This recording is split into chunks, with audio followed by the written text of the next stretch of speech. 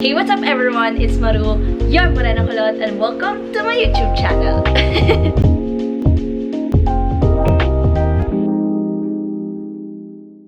So for today's video, guys, I asked you on Instagram if you have any solo living cues, and I also want to take this time to share my realizations, like magchika sa inyo, what made me move out, what's my reason, what pushed me, ano ba yung mga essentials, ano ba yung mga prepare ko din. Like, not in depth, pero I'm just gonna share with you some of the brief info, ano ba yung mga prepare ko before moving out. So let's just get into it, and let's see what you've asked me. Okay, so for the first question, it came from Pia and Ray. So, hi! Hi guys! So, tinanong nilang dalawa, how much is my rent? So, okay, so for my rent, I'm currently paying 12,000 a month. Actually, kasi I'm just subletting from a friend, si Elle. I'm just gonna show you her profile here. So, si Elle, she actually rented a condo. Sa kanya talagang contract to. And she needs someone to stay at the place kasi she's going to Europe. I mean, she's now in Europe because she went to Europe. So, since umalis na siya ng bansa, she needs someone to stay at the place instead of magbayad siya ng 15K every month. At least, diba, may 12,000 na nababalik sa kanya. So, she gave me a discounted rate, and until January 18, I think, January, I'll be staying here. So, I only paid 2 months worth of rent. Pero if I decided to extend, I'll be paying 15K na every month, inclusive of condo dues. And exclusive pa yon na mga kuryente, tubig, lahat-lahat ng mga utilities, talagang condo dues lang yung kasama sa 15K. So, to summarize, 15K talaga yung original rent niya, pero I'm just currently paying 12,000 a month, and that's just until January. So, ayun. For the second question, it came from Mix. What made me decide to live on your own? Okay. That's a really good question. Thank you, Mix. I think I would say my Siargao trip. Like, yun talaga yung nag-push sa akin na I want to do things on my own. I want to live on my own. Because I stayed there for 11 days, right? So, I really didn't know anyone there. And money-wise, my parents helped me kasi it was a graduation gift din naman. Pero yung exploring things on my own and doing things on my own, na-realize ko that that's something that I want to do. And I feel like I've been stuck in my comfort zone, which is yung Cavite, which is our home, especially nag-pandemic pa, and then work from home lang ako. So parang puro ayun lang talaga ginagawa ko, and ayun, I just needed a different view, a different location, a different kind of setup where I will grow. And then with the help of my parents, actually they also pushed me. I was feeling a little bit scared nung malapit na ako mag-move out, and then my dad told me na sige, go lang siya. Like, he was very supportive kasi nga this will really help me grow. Like, even though medyo mabigat siya sa expenses, dito ko mas maintindihan yung bills, like yung pagiging magastos. And that's true, I'm starting to realize that now, kasi when I was staying in Cavite, I wasn't paying anything. Like, ibang-iba talaga, guys, when you're doing things on your own. Ang hirap niya, it's very challenging. May mga bagay ka na masasacrifice. For example, your food, especially if you have the same workload as me, medyo busy and tight yung schedule ko everyday. So, ayun, I'm still finding the right balance ng work and then life. So, it's a good challenge. It's really a good challenge, and this is actually what I want in life. Ito yung hinahanap ko na growth, and then yung pagiging out of the comfort zone. So, I'm really glad I took the risk, and I'm really glad the people around me supported my decision. So, yun. So, for the third question from Nina, she asked, ano daw yung mga kitchen essentials? And then another question is, emergency fund ba muna or basic furnitures? So, first, let's answer the second question. I would definitely say emergency fund muna.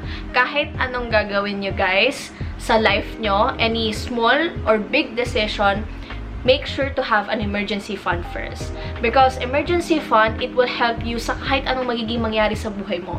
If you're going to move out, if you're going to travel, if you're going to invest in something, make sure to have an emergency fund first, because you really don't know what may happen in the future. Especially if you're a freelancer like me. Freelancers are individual contractors, so most likely yung mga contract niyan naka-at-will agreements. So your bosses, your clients, they can terminate you anytime. So it's very nice to be prepared to have an emergency fund, kasi hindi mo alam how long is it going to take you to find another job. Diba? So, be prepared, have an emergency fund first. The typical rule is 3 times to 6 times worth of your monthly salary or expenses. Depends on you. Really depends on you. Pero, ayun. Actually, I'm still building that kasi nagalaw ko yung EF ko when I moved here. I really don't want to ask my parents pa for money. Kaya, medyo nagalaw ko yung money. So, I'm still building my EF again. Pero, that's the first thing. Really first thing in any situation, as soon as you got your work, ipunin mo na agad yung ipunin mo na agad yung EF na yan. Okay. Next, another question from Nina is yung kitchen essentials nga. So, since expenses is the most challenging part, since in living alone, in solo living, to be honest, expenses talaga super challenging. You really have to be mindful of your expenses. So, when it comes to kitchen essentials, I think I would say ref and induction cooker. And non-stick pan. Guys, non-stick pan, please buy one. As in, pag nagkaroon kayo ng condo, ay pag nag-rent kayo, pag umalis kayo, pag nag-move out kayo, super tita ng purchase, super tita ng advice na to. And I never thought I would really appreciate a non-stick pan. Kasi meron kami dati sa bahay noon, and parang for me, okay, non-stick pan. And then now, nung nagtitira na ako alone, and then I bought my own non-stick pan, I was like, oh my god, it's a non-stick pan, it's my baby. I will take care of my non-stick pan forever because I love it. Like, ang mahal din niya. Okay, so I'm gonna take care of it. So, ingat na ingat ako pag hinugasan ko siya. Dapat super delicate lang. So, yun. Other kitchen essentials, I think I would say, ano ba? Like plates, set of plates. Not really set, pero siguro 1 to 2 plates. Tapos 1 to 2 set of spoon and fork. Glasses. Ayan. So, pero ang pinaka-kailangan mo talaga is ref talaga. If you're also planning to cook, induction cooker. Okay, so ref, induction cooker, rice cooker, ano pa ba? Usual na plates, glasses. Fun fact, I use wine glasses to validate the fancy in me, pero broke in real. So, kahit tubig lang iniinom ko, I feel so fancy. And then, siguro knife, scissors, spoon, and fork. Tsaka, if kaya nyo na, ayun nga, ref. Buy a ref. Kasi, ref, kailangan nyo yan. Especially if you're gonna be storing a lot of food.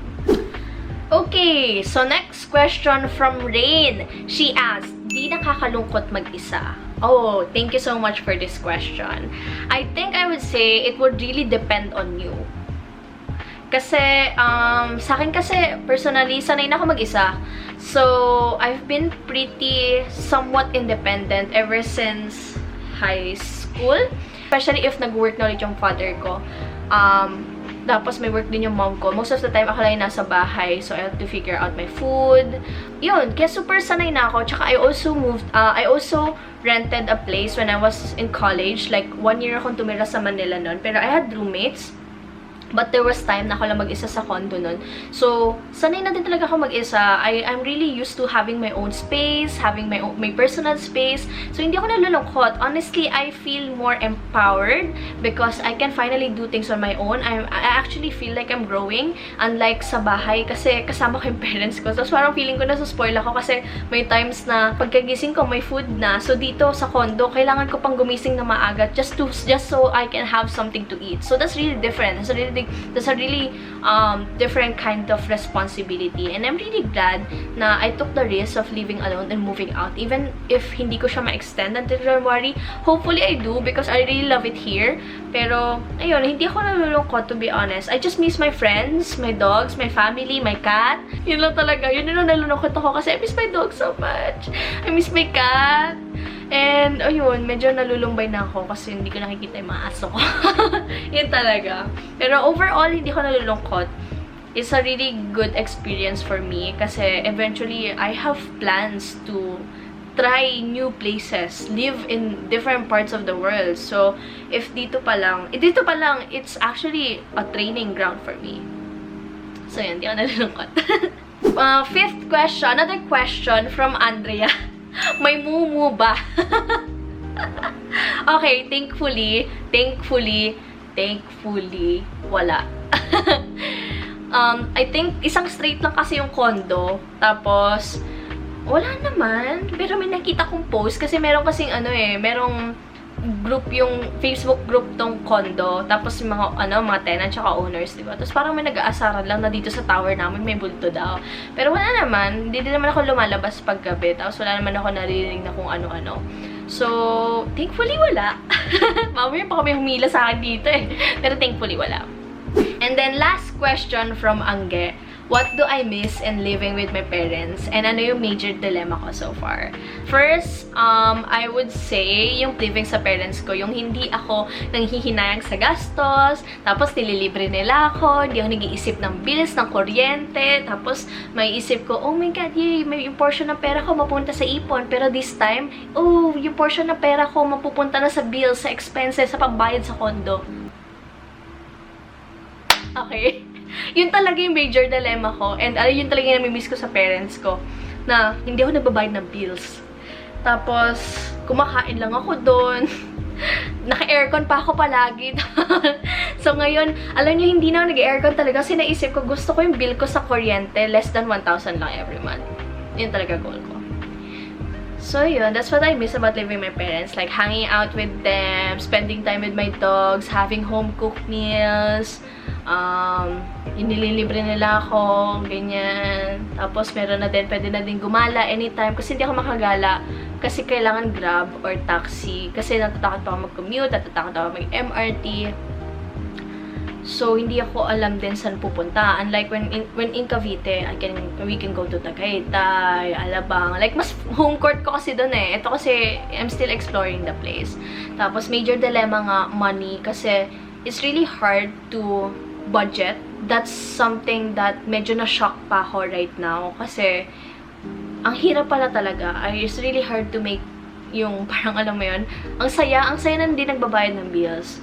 Now, it's hard. Parang kailangan mo na i-budget yung sweldo mo na, ito for ganito, ganyan. So, ayun, major dilemma, pera, and then taking care of myself. Kasi, I have a packed schedule. Like, if if makikita niyo yung Google Calendar ko, it's really packed kasi I have a lot of things on my plate and I try to make time for myself, like working out pa din.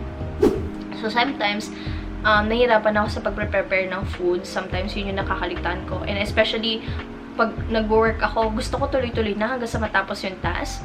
So, yeah, that's my major dilemma.